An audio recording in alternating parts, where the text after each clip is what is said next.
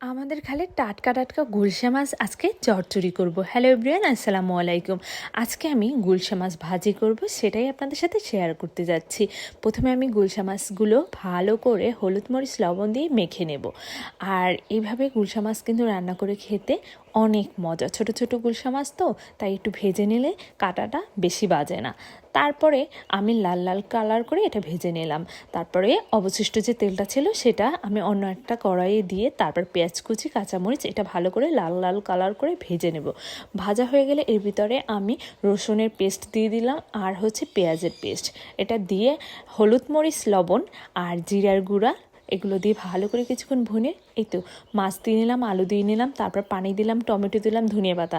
আমি যে ধনিয়া পাতাটা কেটে রেখেছি তার 50% আমি দিয়েছি, আর বাকি 50% দেবো আমার মাছটা হয়ে যাওয়ার পর। এই তো মাছ অলমোস্ট কমপ্লিট। এখন আমি ধনিয়া পাতা দিলাম আর ঘুরে ঘুরে মাছটা একদম ভাজা ভাজা করলাম। কি অ্যামাজিং একটা কালার এসেছে দেখেন, জাস্ট ওয়াও।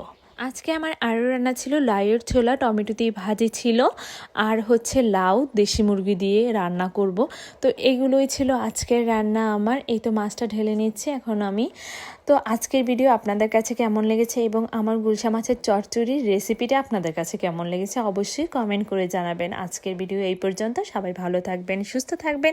আল্লাহ হাফেজ। Thanks for watching the video.